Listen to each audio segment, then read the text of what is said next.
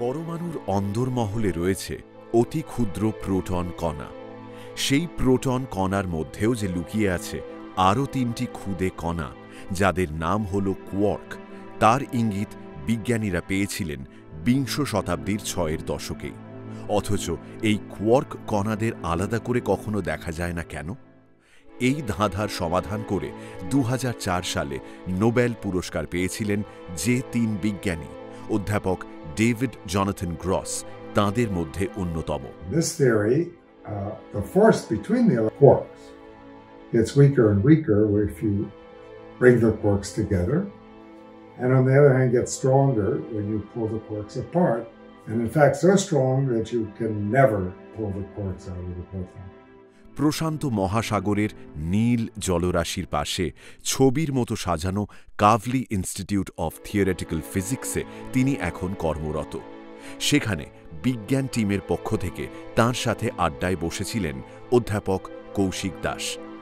নমস্কার বন্ধুরা, আজকে আমরা পৌঁছে গেছি ক্যালিফোর্নিয়ার বিশ্ববিখ্যাত কাভলি ইনস্টিটিউট ফর থিওরিটিক্যাল ফিজিক্সে।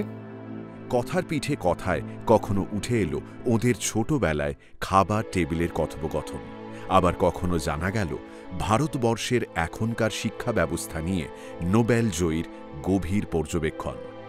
On behalf of Bigyan Patrika, I welcome you to this interview, and I'm sure millions of school children, students, and teachers of our country, India, Bangladesh, and other countries will be inspired from this interview.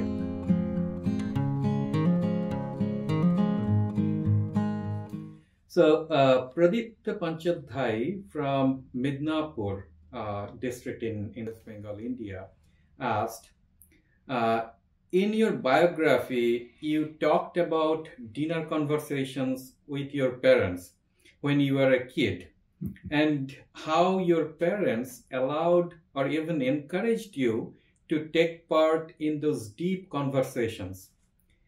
How did that benefit you to grow intellectually? Well, if you're a kid and you have to have discussions with adults, that's a challenge. So all challenges are good because they force you to think harder, to come up with new ideas, and to argue, to understand. I also had 3 brothers. Oh, really? They were younger than I, but still, there's a lot of competition around the table. So what were those conversations about? Well, it's not about science particularly. My father was, a political scientist and an economist, not a scientist. I remember especially that period. Right. Younger age, I'm sure he was treated like a baby, like a child. Right. But yeah, they treated us like as if we were at the same intellectual level, and that was very nice and pleasing and fun. Yes. Yeah. And challenging. Yeah, and I that think helped. that's a good thing to do. Yes. Yeah. Definitely. Yeah. And that helps every Sure. kid to develop self-confidence and self-esteem. Right. It perhaps gave me confidence that I could think on my own, or I could, think that I could measure up to adults. Parents sometimes and teachers often deal with questions that they don't know how to answer, Right. by trying to persuade their children not to be curious, and curiosity is the driving force of science and of imagination. Absolutely. So this is a very, very important Right. suggestion, an important lesson for all the parents and educators in the whole world.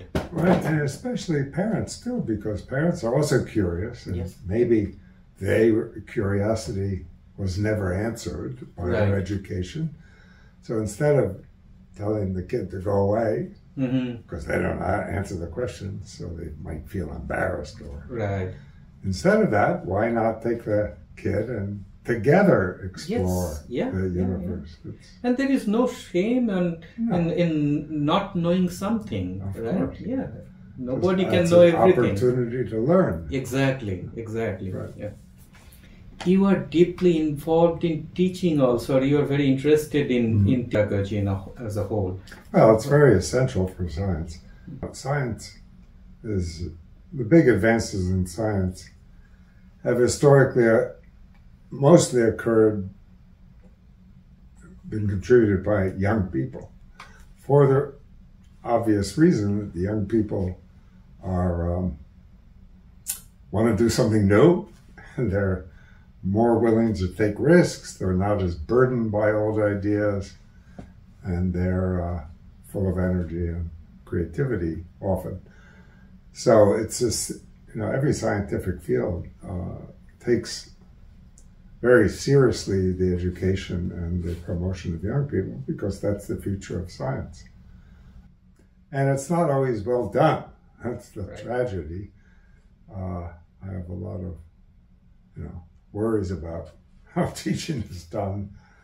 Currently, I believe that we don't do very well in education. We used to do well when we were teaching 1% of the population, Right. which until 100 years ago was everywhere. We were teaching 1 or 2% at the high school, college, graduate school. Now we teach 50%, Right. 100%, 50%, 40%. Most people get an education, and now more and more get higher education. So, well, we have to learn to do it better. Yes. And invest more in people's brains, because that's the real most important natural resource that we It's have. the asset, most important asset. Absolutely. Yeah. For example, let's take India. India likes to boast that it has, its enormous strength is the fact that it has, 300, 400 million young people, or half the population below 18, or something like that. Well, that's true if you take advantage of that. Exactly. But if you don't, and don't give young people so I believe, especially with respect to billion people, the number of really brilliant brains is spread uniformly. So a population of 1.5 billion should have 5 times as many brilliant minds as the United States, which has 1/5 the population of India. But if you don't give them the opportunity, you're just wasting that precious resource. বিশ্বের বিভিন্ন প্রান্তে ছড়িয়ে থাকা বাঙালি বিজ্ঞানী ও বিজ্ঞান প্রেমী দ্বারা পরিচালিত মাতৃভাষায় বিজ্ঞান প্রসারের একটি অব্যবসায়িক প্রয়াস bigyan.org.in। বিজ্ঞান যারা ভালোবাসে বা ভয় পায় তাদের জন্য। এই পর্বটি ভালো লেগে থাকলে লাইক ও শেয়ার করে সবার সঙ্গে ভাগ করে নিন, আর আমাদের চ্যানেলটি সাবস্ক্রাইব করে আমাদের সঙ্গে থাকুন। কমেন্ট করে জানান আপনাদের মূল্যবান মতামত। পরের ভিডিও প্রকাশের নোটিফিকেশন পেতে হলে বেল আইকনটি প্রেস করতে ভুলবেন না। আমাদের পাশে থাকার জন্য ধন্যবাদ।